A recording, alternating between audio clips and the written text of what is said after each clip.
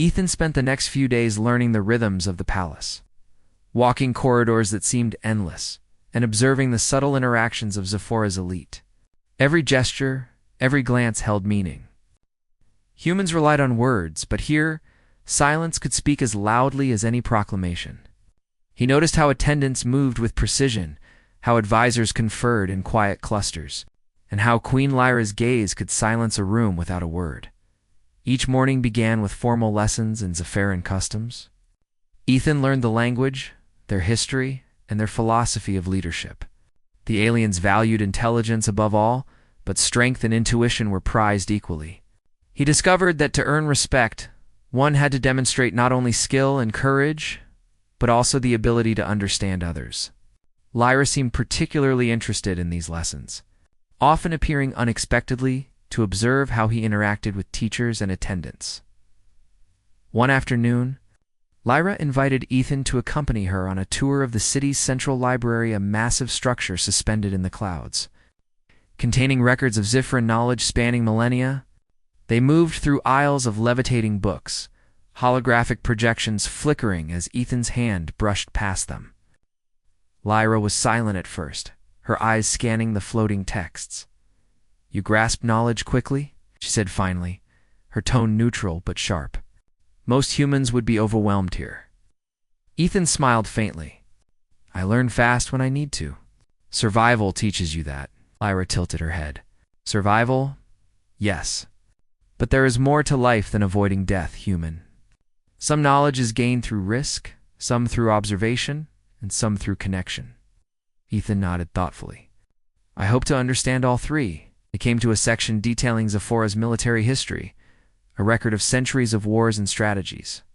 Ethan studied the maps and diagrams, noticing patterns that even some Zephyran scholars had missed.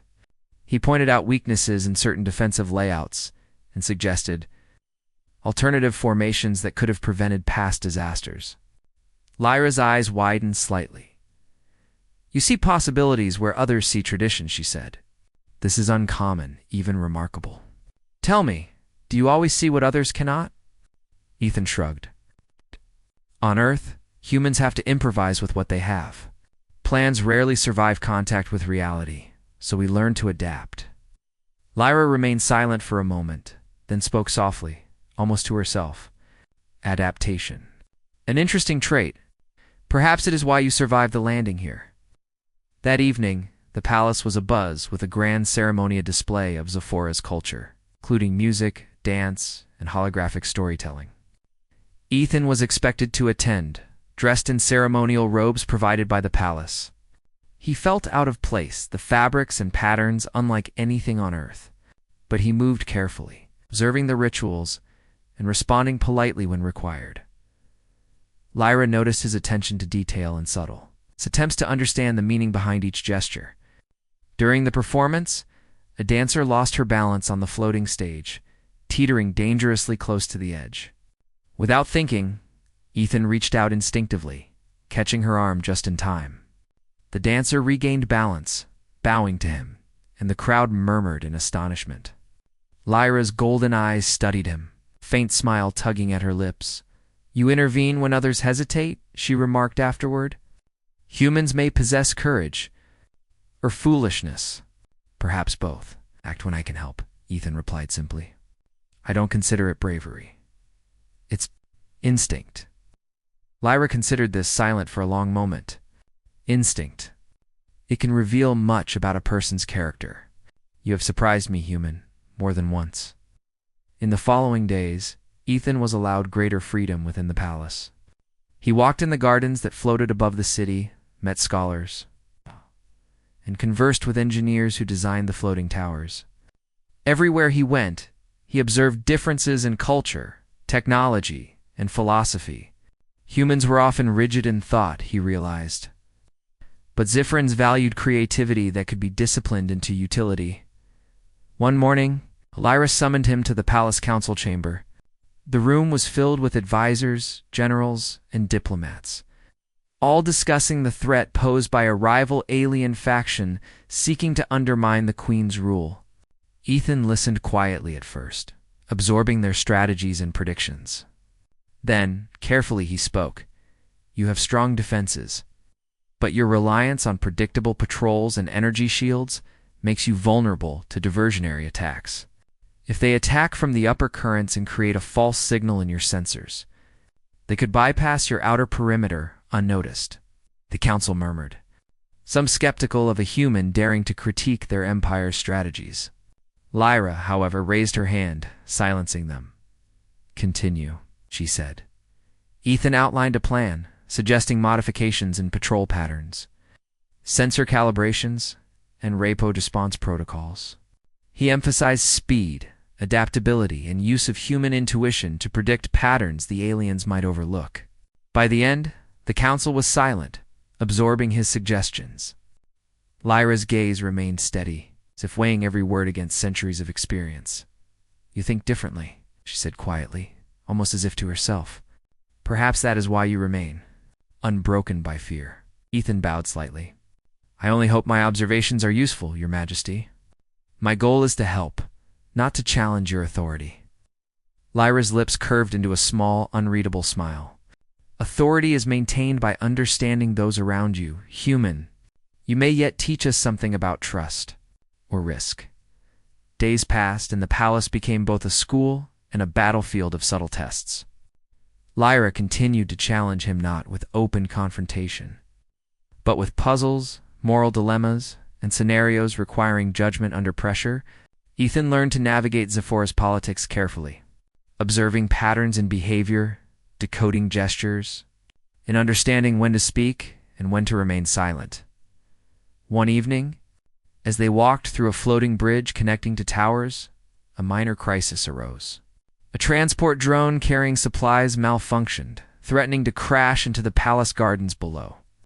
Ethan acted quickly, calculating the trajectory and using his human reflexes to grab and stabilize the drone until it could be secured safely.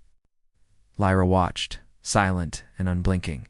When the situation resolved, she spoke, her voice quiet but deliberate. "You are not afraid to act when others hesitate. Few in Zephora possess such decisiveness. It is admirable." Ethan nodded. "I believe in helping when I can. Hesitation can be deadly." Lyra studied him, her expression unreadable. "You are learning our ways faster than expected, human. You see the structure, but you also see the gaps others ignore. That is a rare skill here." For the first time, Ethan felt he was not merely a guest or a diplomat. He was being observed as an equal, judged not only for his words but for his actions, his instincts, and his courage. And in a way, he welcomed it, feeling the weight of responsibility, but also a strange sense of purpose. One night, Ethan returned to his quarters after a long day of lessons, observation, and minor interventions. The city outside shimmered under the twin moons, and he felt the quiet pull of curiosity. He could not deny that his encounters with Lyra had stirred something unexpected within him. There was respect, yes, but also fascination. He wondered if the queen, so composed and seemingly untouchable, felt any spark of interest in him, or if he was merely a novelty, a human who had survived. Zephora's first test. He recalled the words she had spoken after the drone incident. Instinct can reveal much about a being. Perhaps she had seen something in him that even he had not yet acknowledged. As he drifted into sleep, Ethan felt a strange mix of anxiety and anticipation. The days ahead would test him further, his intellect, courage, and judgment, but he sensed that they would also deepen the connection between him and Lyra. And for the first time, he realized that his mission might involve more than diplomacy. It could involve something far more personal, something that could alter the course of both human and Zephoran history. Outside, the floating city glimmered in the pale light of the twin moons. Somewhere above, Queen Lyra observed silently, her golden eyes reflecting both curiosity and an unspoken question. What was this human capable of? And what might he mean to her empire and to her heart? The morning light filtered through the crystal walls of the palace, casting long, shimmering patterns across the floors. Ethan awoke to a sense of unease he could not ignore. The air felt charged, and the usual quiet hum of the floating city seemed more urgent, almost alert. He dressed quickly, aware that today would not be like the others. Reports had come in that the rival faction known as the Crythians were moving against Zifra. Intelligence suggested they planned a covert attack, targeting key political figures to destabilize the Empire. Ethan met with Lyra in the council chamber. The room buzzed with tension, advisors discussing strategy and contingency plans. Lyra's presence was calm yet commanding, her golden eyes scanning the room with sharp precision. She had already assessed the intelligence reports, but Ethan's input was requested to provide an outside perspective, an unusual gesture in Zephora. "You have studied our defenses and weaknesses," Lyra said, her voice measured. "What do you propose, human?" Ethan stepped forward, spreading out the holographic projections of the city and its defenses. "Your defenses are strong, but predictable patterns can be exploited. The Crythians will likely use diversionary attacks to split your forces. If they can distract the outer patrols, they might penetrate the inner chambers undetected. We need rapid response units ready to intercept, along with a secondary alert system to detect anomalies the main sensors might miss." Lyra listened intently, nodding occasionally. The council murmured, some skeptical, but she raised a hand, silencing them. "Proceed," she commanded. Ethan outlined a detailed strategy, combining Zifron technology with human improvisation. He suggested using decoy patrols and adaptive sensor algorithms that could respond in real time to unusual activity. By the end of his briefing, even the most skeptical generals were nodding in approval. Lyra's gaze met his unreadable yet sharp, and for a moment, he felt a strange connection, as if she were acknowledging his mind as equal to hers. Later that day, Ethan walked through the palace gardens, trying to shake the tension from his shoulders. The floating plants swayed gently in the artificial breeze, their glowing petals reflecting in the pools of liquid light that lined the walkways. Yet even in this beauty, he could not forget the threat looming over the city. Every sound, every movement seemed amplified, every shadow suspicious. Lyra appeared silently beside him, her presence commanding yet strangely comforting. "You think too much for your own good, human," she said softly, almost teasing, though her tone carried weight. "I think because I must," Ethan replied. "If we are to survive what's coming, I cannot afford not to." Lyra studied him for a long moment, her golden eyes unreadable. "You act with courage, yes, but there is more to courage than foresight and planning. True courage is knowing the risk and moving forward anyway. You are beginning to understand that, it seems." Before Ethan could respond, alarms echoed through the palace. Red lights flashed, and the soft hum of the energy fields turned into a sharp, vibrating warning. The Crythians had launched their attack. Ethan and Lyra moved quickly to the command center. Holographic displays showed multiple drones approaching from unusual angles, some attempting to breach the outer barriers while others targeted the city's energy conduits.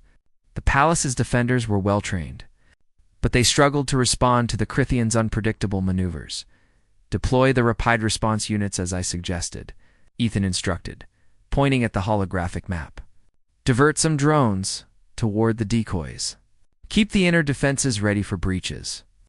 I'll monitor the sensors and coordinate adjustments." Lyra's gaze remained fixed on him, her voice calm but precise. "Do as you see fit, human. This is your moment." Ethan felt a surge of adrenaline. He had faced simulations before, but never a real attack on an empire. His hands moved rapidly over the interface, redirecting drones, adjusting shields, and sending alerts to patrol units. The palace responded almost like an extension of his own mind, shifting and adapting to his commands. Yet, despite the strategy, a rogue Crythian drone bypassed the outer defenses and headed straight for the Queen's chamber. Ethan saw it on the sensors and reacted instantly. Racing down the hallways toward Lyra, the attendants and guards froze, unsure whether to follow or stop him. "Stand aside," Ethan shouted, diving forward. He grabbed a nearby energy stabilizer and launched it at the drone, hitting its core. Sparks erupted, and the drone spun out of control, crashing into the wall just as Lyra entered the corridor. She had moved with the fluid grace of a predator, but even she had paused at the sight of the malfunctioning drone. Ethan straightened, breathing hard as Lyra approached. She looked at him with an intensity that made him feel both exposed and respected. "You risked yourself for me," she said quietly, almost to herself. "Few would dare. Most would calculate the odds and step back. You are not like them." "I could not do otherwise," Ethan replied simply. "You are the queen. If anything happened to you, the Empire would suffer." Lyra's lips curved into a faint, almost imperceptible smile. "Perhaps that is why you have survived this long among us, human. You act not for reward, but because it is right. That is rare here." The rest of the attack was intense. Ethan coordinated defenses, patched energy conduits, guided the rapid response units to intercept additional Crythian forces. By the end of the day, the palace was intact, the outer city mostly unharmed, and the Crythians had retreated. The council hailed Ethan's strategy as brilliant, though some advisors whispered that luck had played a part. Lyra, however, had no doubt. She stood before him in the quiet of the council chamber, her golden eyes reflecting both admiration and something deeper, something Ethan could not yet name. "You have proven yourself," she said softly. "Not merely clever, but courageous. Not merely human, but remarkable. Tell me, Ethan, do you understand what you have done here?" Ethan looked at her, his chest still heaving. "I've done what I could to protect you and the Empire. I understand it matters more than I ever imagined." Lyra's gaze softened, the first real warmth Ethan had seen in her expression. "You are beginning to earn my trust, human. Few have done so before.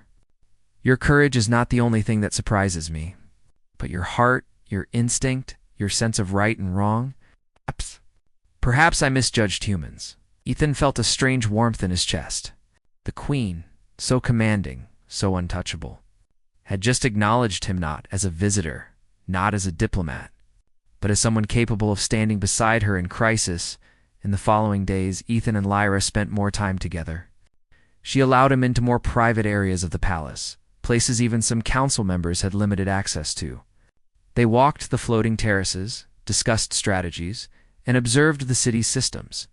Slowly, a subtle bond began to form, built on mutual respect, trust, and the recognition of courage in the face of danger. Ethan also began to understand the weight of Lyra's responsibility. Her decisions affected not just her people, but the stability of the entire planet. Yet she never allowed fear or pride to cloud her judgment. Watching her, Ethan felt inspired, even humbled. He realized that leadership required both strength and empathy, and Lyra possessed both in abundance. One evening, as they overlooked the glowing city from a high terrace, Ethan spoke quietly. "Your people trust you because you act with courage, and they follow because you show care. That combination. It's rare in any world." Lyra looked at him, her golden eyes reflecting the lights below. "You see the essence of leadership, human? Most come here and notice the grandeur, the technology, the power. You notice the heart behind it. That is why you survived the first trials. That is why I observe you more closely than anyone else." Ethan felt a surge of respect and something else, a quiet admiration that went beyond duty. "I am learning from you, Your Majesty. Not just your methods, but your wisdom, perhaps. Someday, I hope to earn not just your respect, but your trust." Lyra's lips curved into a faint, almost imperceptible smile. "Trust is earned through action, human, and you are well on your way." The city below glimmered under the twin suns, and for the first time, Ethan felt that his mission might involve more than diplomacy and strategy. He had proven his courage, earned respect, and perhaps begun to touch something deeper in a queen who had long trusted few. As he lay in his quarters that night, he thought of Lyra's words and actions. She was not just observing him. She was measuring him, understanding him, and perhaps even testing the limits of what a human could offer an empire in to her personally. The thought was both daunting and exhilarating. Outside, the floating towers shimmered under the night sky. Somewhere high above, Queen Lyra watched silently, her gaze thoughtful. She had seen humans before, but none like Ethan. He was brave, clever, and remarkably honest. And perhaps he was beginning to stir something within her she had never expected. Admiration, trust, and the faintest spark of connection. Alex and Lyris spent the next few days preparing for the mission that would take them beyond the outpost. The rogue human faction was not just a threat. They were organized, ruthless, and intent on destabilizing entire sectors. Every plan, every decision required precision. Alex had learned to anticipate unexpected variables, while Lyris brought her tactical expertise and knowledge of the enemy's patterns. Together, they had begun to form a seamless partnership. Despite the lingering tension from their first meeting, the medics had fully treated Lyris' wound, reinforcing her armor with new synthetic plates designed to protect the injury without restricting her movement. She moved with more confidence now, though the faint scar beneath the armor reminded her of the chaos she had endured. Alex noticed her cautious glances whenever they approached dangerous terrain or suspected patrol zones. "We have limited time," Alex said as they stood over the star charts. "The rogue faction will strike again soon, probably targeting colonies along this corridor. If we can intercept them, we can prevent more casualties." Lyris nodded. "Plan must work. Failure, cost." "Many lives," she replied, her voice firm. The weight of responsibility was clear in her tone, and Alex felt the same pressure. The galaxy had a way of punishing mistakes. Neither of them could afford one. They launched from the outpost in a small, stealth-capable ship, taking a route that would minimize the chances of being detected. Alex piloted while Lyris monitored tactical displays, pointing out areas where the enemy was likely to patrol. Her instincts were sharp, and her predictions helped them avoid detection multiple times. As they approached the rogue human fleet, Alex scanned the area. The faction's ships were concentrated near a small colony, their weapon systems active, preparing to strike. Alex's heart tightened. Civilians were at risk, and they had little time to act. "We'll need to split them up," he said, pointing to a cluster of smaller ships. "If I can draw their attention while you flank, we might be able to disable their command ship without engaging the entire fleet." Lyris studied the plan carefully, nodding slowly. "Risk high," she said. "But humans, clever, perhaps, succeed." Alex smiled faintly. "We won't know unless we try." They executed the plan with precision. Alex piloted their ship aggressively, drawing fire from the enemy ships, while Lyris maneuvered to flank the command vessel. The enemy underestimated her strategy, assuming she would follow traditional attack patterns. Instead, she used speed, agility, and human-inspired improvisation to bypass defenses. Alex could see the enemy command ship's shields, weakening under Lyris' coordinated strikes. He adjusted their position to provide support, using the ship's energy pulse to disable a small squadron of attackers. Together, they moved like a single entity. Human ingenuity, complementing alien strategy. Lyris' eyes shone with a mix of excitement and focus. "You, humans, unpredictable. Valuable," she said over the comms. "And you," Alex replied, "are one of the smartest warriors I've ever worked with." "We're a good team." The command ship, realizing it was under threat, attempted a retreat, but Lyris anticipated their move. Using a calculated trajectory, she guided their ship to intercept, forcing the enemy into a narrow asteroid field. Alex admired her precision. Even minor miscalculations in that environment could have ended disastrously. As the enemy ship navigated the field, Alex deployed a series of small magnetic mines. They latched onto the hull and disrupted the ship's energy systems. Lyris coordinated an energy pulse from their ship, disabling the command ship's shields entirely. The rogue human fleet faltered, giving them a critical advantage. Alex felt a surge of adrenaline. The success of this maneuver would prevent countless casualties, but he remained vigilant. Rogue human forces were dangerous precisely because they adapted quickly. One mistake now could cost them everything. Lyris targeted the ship's engines with pinpoint accuracy, forcing it to surrender. The remaining enemy ships, disoriented and leaderless, retreated. Alex and Lyris watched them disappear into the void. Their mission successful for the moment. As the adrenaline faded, Lyris exhaled, a mix of relief and exhaustion in her breath. Alex noticed her hand unconsciously touch the spot where her wound had been. Safe. Now, she said quietly. Because you, human. Alex shook his head, a faint smile on his lips. It wasn't just me. It was both of us. Your tactics, your bravery, they made this possible. Humans can adapt, but we need allies like you to survive and succeed. Lyris studied him for a long moment, golden eyes reflecting both fatigue and respect. Perhaps humans? Not as I thought. Strong, clever. Honor. Alex felt a sense of accomplishment, but he knew the war was far from over. Rogue humans would strike again, and new threats always loomed in uncharted space. Their victory was temporary, a brief moment of reprieve in a galaxy that demanded constant vigilance.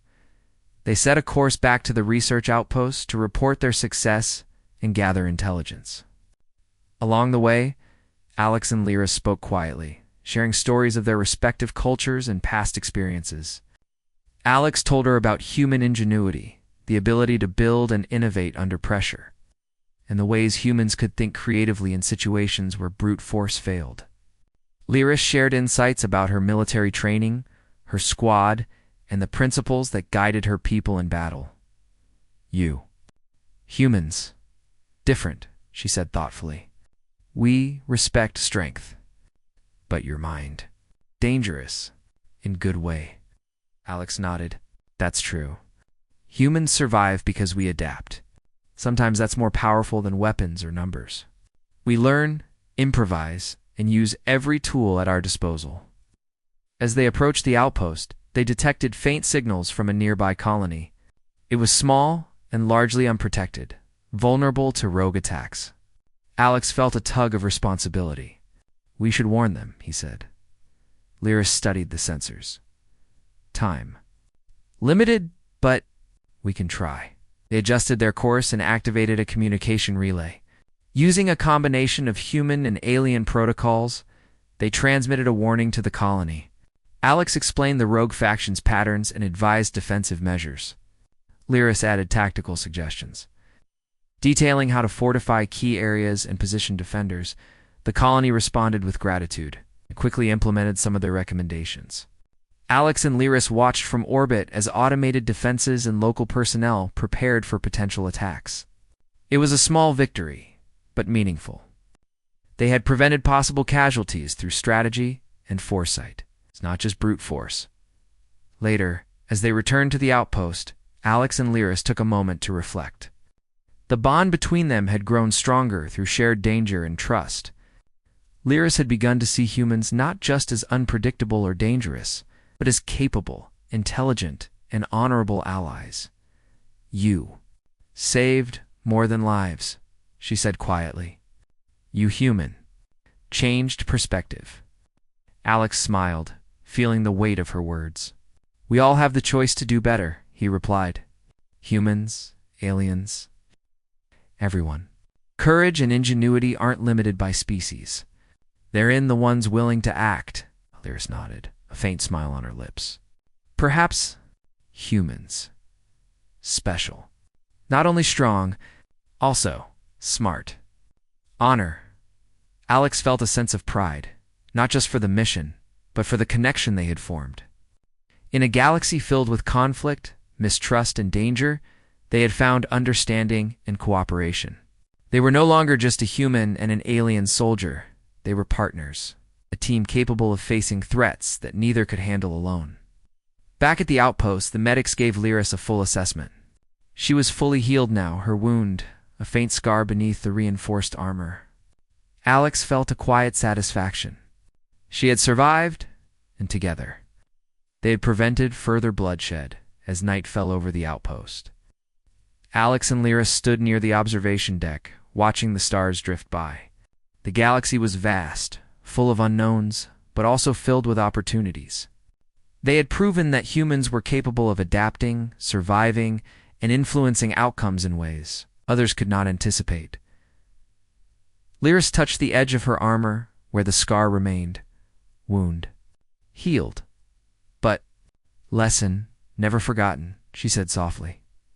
Alex nodded. and it taught us something valuable. Humans and aliens can work together. We can survive and succeed when we combine our strengths." She looked at him, golden eyes reflecting the distant starlight. "Perhaps trust humans." "Stronger than I thought," Alex smiled. "Trust is earned. And you've earned mine too." They stood together in silence, two warriors from different worlds, sharing a moment of understanding. The galaxy was unpredictable, dangerous, and often cruel, but it was also full of chance, ingenuity, and courage. And in that vast expanse, humans had proven that they could not only survive, they could inspire, protect, and change the course of events. The stars outside continued their silent drift, witnesses to the bond that had formed between them. Alex and Lyris knew that challenges still lay ahead, but they also knew that together they could face whatever came their way. The wound that had first brought them together had healed, but the alliance it had forged would endure far longer, shaping not only their destinies, but the fate of those they fought to protect. Alex and Lyris returned to the outpost with the sense that the galaxy was still full of dangers, but they were better prepared now. The rogue human faction had been dealt a serious blow. The small colony they had warned was now fortified, ready to withstand any further attacks. Still, Alex knew that their work was far from over. Rogue elements could regroup. New threats could emerge at any moment. Lyris moved confidently now, her wound fully healed and her armor reinforced. She walked beside Alex, scanning the horizon with practiced vigilance. "Humans, unpredictable, but strong," she said quietly. "Adapt, survive, clever." Alex smiled. "We've always had to be. Surviving in this galaxy isn't easy, but we've learned that working together makes a huge difference." Their mission now was to locate the rogue faction's hidden base and ensure they could no longer harm any colonies. They studied star charts, intercepted transmissions, and used intelligence from both human and alien networks. Lyra's knowledge of her own people's communication methods proved invaluable in decoding the faction's signals. The journey to the hidden base was tense. Every system they passed could be a trap, and both Alex and Lyris remained alert. The pod they traveled in was small, but equipped with stealth technology and modular weapons. It was not designed for prolonged combat, but it was perfect for infiltration. As they approached the suspected location, Alex noticed unusual energy readings on the scanner. "They've set up defenses," he said, his brow furrowed. "We'll need to be careful. They could detect us if we're not precise." Lyris studied the readings. "Ambush, likely, but humans, clever. Can avoid, trap," she said. They moved closer to the base, using asteroid cover and the nebula's natural energy fluctuations to remain hidden. Alex piloted with precision, and Lyris provided guidance on avoiding sensor arrays and patrol routes.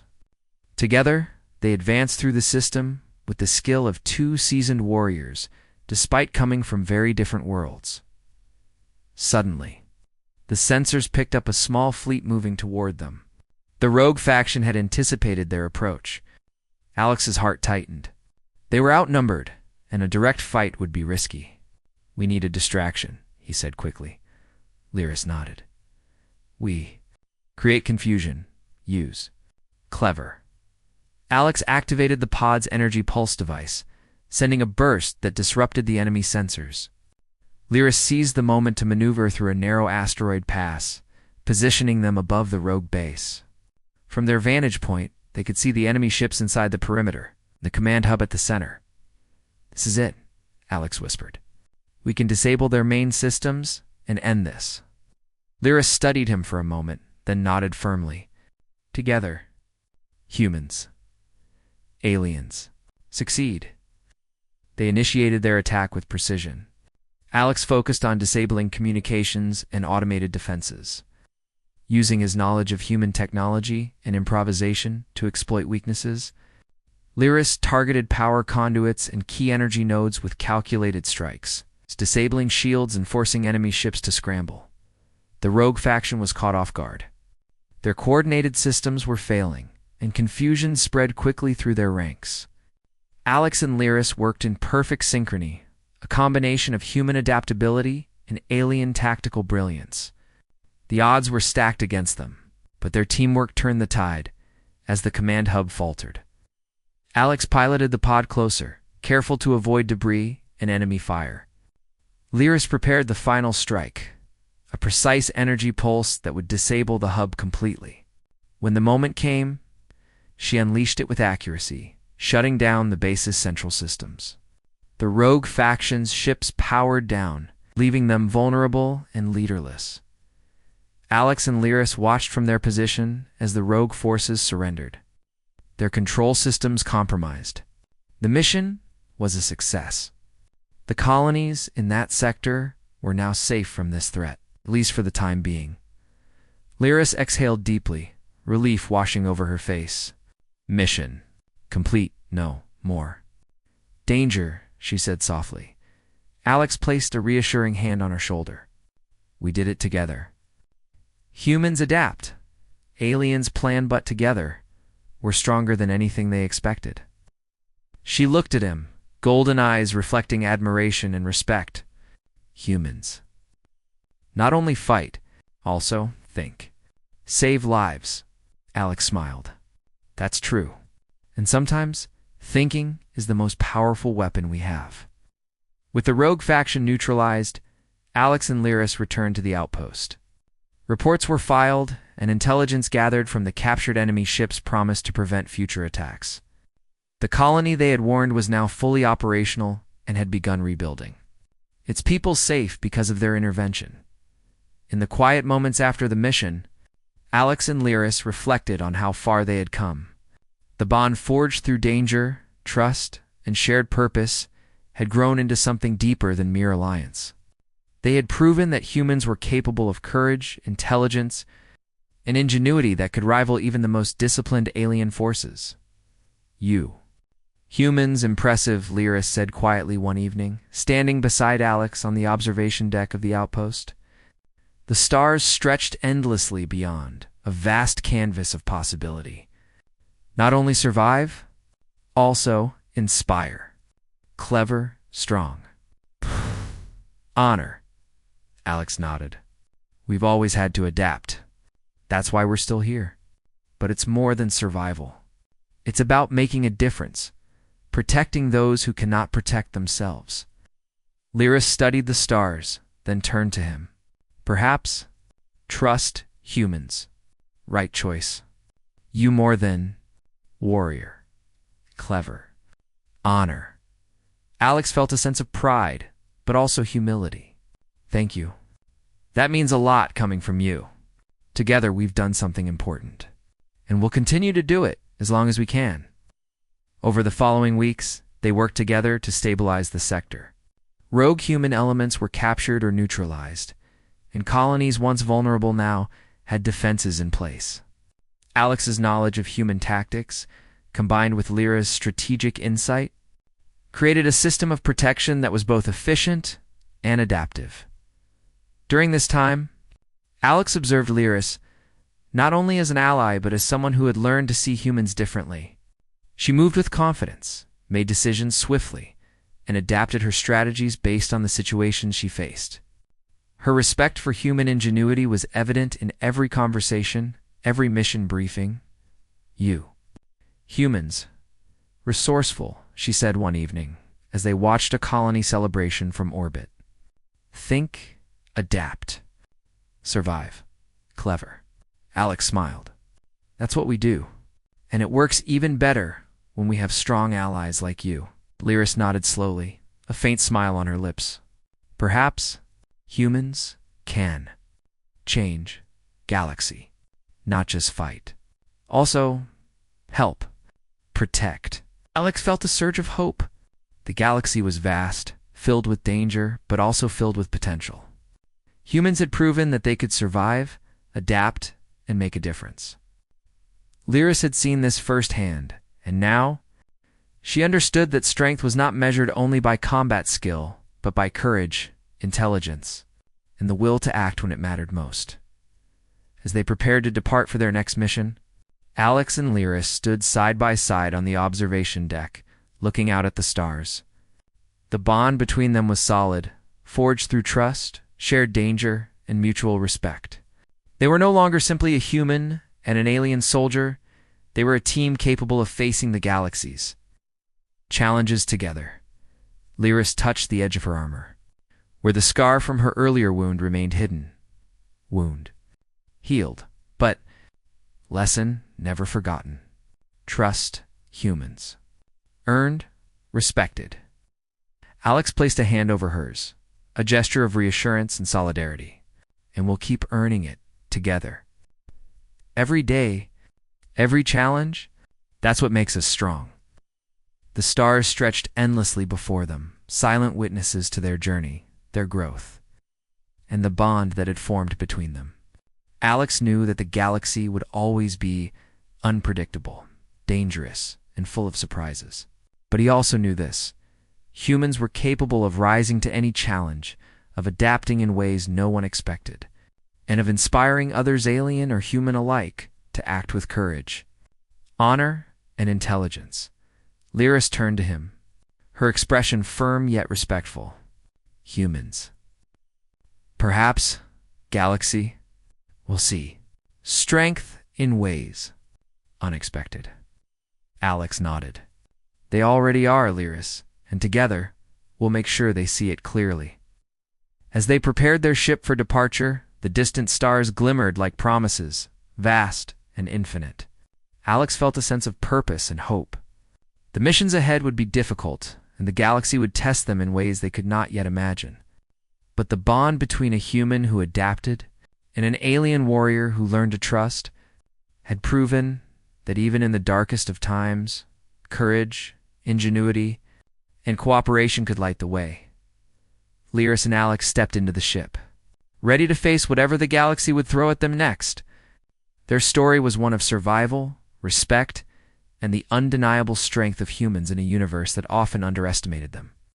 Together, they would continue to protect, inspire, and prove that humanity's adaptability, courage, and intelligence were forces to be reckoned with, forces that could shape the fate of stars themselves.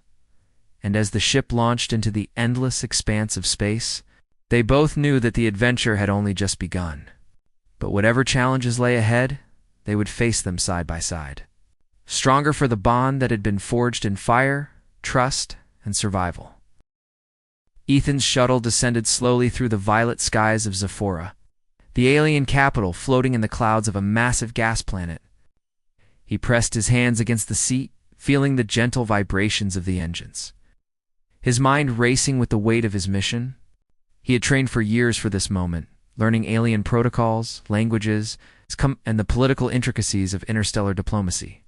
Yet nothing in his training had prepared him for the sight of the capital itself. Towers of crystal and metal floated on invisible energy fields, linked by translucent bridges that shimmered in the diffused light of Zephora's twin suns. Airships and small crafts glided between them, leaving trails of glowing particles in their wake. The city seemed alive, almost breathing. Ethan felt a shiver of awe and fear. He straightened in his seat as the shuttle's guidance system aligned with the docking bay, the engines slowing to a quiet hum. A soft chime signaled that they had landed, and the doors opened with a hiss. He stepped onto the platform, feeling the smooth metal beneath his boots. A group of Zyphern attendants, tall and elegant with skin that glimmered faintly in shades of silver and blue, awaited him. They bowed in unison, their expressions unreadable. "Welcome, human," said the tallest among them, her voice musical but commanding. "I am Lyssa, aide to Queen Lyra. Follow us." Ethan nodded, swallowing the lump in his throat. He had imagined this meeting countless times, but standing here now, he realized how fragile a human diplomat might appear in the midst of such alien magnificence. He followed silently, his eyes taking in the surroundings, the glimmering walkways, hovering gardens, and streams of light that seemed to guide the way. The corridors led them to a grand chamber, its walls made of a translucent material that revealed the swirling clouds outside.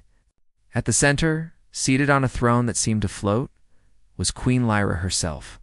She was taller than any human woman, with skin that shimmered like polished obsidian and eyes that glowed faintly gold. Her presence was both terrifying and magnetic, commanding attention without a word. Her long, flowing robes shimmered as if woven from light itself. Ethan felt his heart pound. He had read reports of Queen Lear, ruthless, intelligent, and unmatched in leadership, but seeing her in person was different. She studied him with an intensity that made him feel exposed, as if she could see through to his very thoughts. He bowed slightly, the only gesture he knew that would convey respect in any culture. Human. Lyra's voice was calm, but carried an undeniable authority. You come to Zifra at a time of uncertainty? Speak. Why should I listen to your kind? Ethan swallowed, choosing his words carefully. Your Majesty, I come as a representative of Earth. My mission is not to threaten Zifra, but to find a way for our worlds to cooperate. We wish to understand, to learn, and to share knowledge that can benefit both our species. Lyra tilted her head slightly, her golden eyes narrowing. She was quiet for a long moment, and Ethan could feel the weight of her gaze. The silence seemed endless. Then, without warning, a loud mechanical whir filled the chamber. A security drone, malfunctioning from what appeared to be a software error, spun out of control. It hovered dangerously close to the Queen. Ethan's instincts took over. He lunged forward, grabbing the drone's metal frame, and with a strong pull, pushed it away just before it could strike her. Sparks flew from the drone as it tumbled to the ground, its circuit smoking. The chamber fell silent. Even the attendants looked stunned. Lyra's eyes, which had been cold and calculating, softened ever so slightly. She stepped down from her throne with a fluid grace. Examining Ethan closely, You acted without hesitation, she said softly, almost a whisper, though her voice carried through the chamber. Few would dare to intervene on my behalf. Ethan straightened, brushing imaginary dust from his uniform. I could not stand by, Your Majesty. It was instinct, I suppose. Lyra's lips curved into a faint, unreadable smile. Instinct can reveal much about a being. Perhaps there is more to you than your species' reputation suggests. The attendants murmured among themselves, and one of them whispered to Lyra, but she waved a hand, dismissing them. She turned back to Ethan, her gaze intense. You will stay within the palace for the next cycle of the moon. You will dine with me, observe our ways, and I will decide if your presence benefits Zifro, if it is merely a curiosity. Ethan nodded, feeling a mixture of relief and anxiety. Thank you, Your Majesty. I will do my best to honor your trust. Over the following days, Ethan was escorted through the palace, witnessing both the splendor and complexity of Zifran life. The halls were filled with floating gardens, where plants emitted soft glows and creatures unlike anything on Earth roamed freely, each appearing both beautiful and intelligent. Ethan learned the etiquette of the palace, how to address the Queen, how to interact with her council, how to navigate the subtle hierarchy that governed every interaction. Lyra observed him constantly. She tested him in subtle ways, asking questions that seemed simple but were layered with meaning. Ethan answered honestly, relying on logic tempered with empathy. He noticed that other Zifrons, even high-ranking officials, often tried to impress her with grand gestures or carefully rehearsed words. Ethan, however, spoke plainly, guided by the principles of human honesty and courage. One afternoon, as they walked through a floating terrace overlooking the city, a minor crisis erupted. A small energy conduit in the palace began to malfunction, causing sparks and a faint energy surge. The attendants froze, unsure how to respond. Ethan stepped forward again, using his knowledge of engineering and human intuition to stabilize the conduit until the palace engineers arrived. Lyra watched silently, her expression inscrutable. When the crisis was resolved, she spoke. You seem unafraid of chaos. Few in Zifra can act calmly under pressure. Ethan shrugged, a small smile on his face. I suppose humans often have to improvise. We don't always have the luxury of perfect plans. Lyra's eyes lingered on him longer than usual. Improvisation can be a strength, or a weakness. It depends on the mind that wields it. That evening, Ethan attended a formal dinner with the Queen. The table floated mid-air, surrounded by soft, luminescent light. Zifran cuisine was unlike anything he had ever seen, shimmering fruits that changed color when sliced, delicate crystal-like pastries, and beverages that seemed to shift flavor with each sip. He ate cautiously, careful not to offend. While Lyra observed him, "You have adapted quickly," she said, her tone neutral, but her gaze keen. "I expected your kind to struggle with our customs, yet you do not falter." "I have tried to observe and learn," Ethan replied. "I want to understand your people, your ways, and what makes this empire strong." Lyra leaned back slightly, her long fingers resting on the edge of the table. "Strength comes not from weapons or wealth alone, human. It comes from vision, courage, and trust. And trust is rare here," Ethan nodded, sensing the gravity of her words. "Then I hope to earn your trust, your majesty. Not just for myself, but for both our worlds." Lyra's lips curved into the faintest of smiles, almost imperceptible. "Perhaps. We shall see." The night ended with Ethan returning to his quarters within the palace. The room overlooked the vast expanse of the floating city. He lay on the bed, staring at the shimmering skyline, realizing how alone he was, yet strangely not lonely. The weight of responsibility pressed on him, but so did a sense of purpose. He had survived the first test, but he knew the days ahead would challenge him in ways he could not yet imagine. As he drifted into a restless sleep, he could still hear Lyra's words echoing in his mind. "Perhaps we shall see."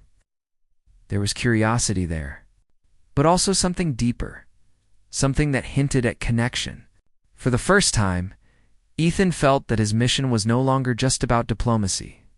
It was about bridging worlds and, perhaps, bridging hearts. Outside, the alien city continued to glow under the twin suns, its towers and bridges reflecting the promise of new beginnings. Somewhere high above, Queen Lyra watched silently, considering the human who dared to step into her world unafraid and wondering what might come next.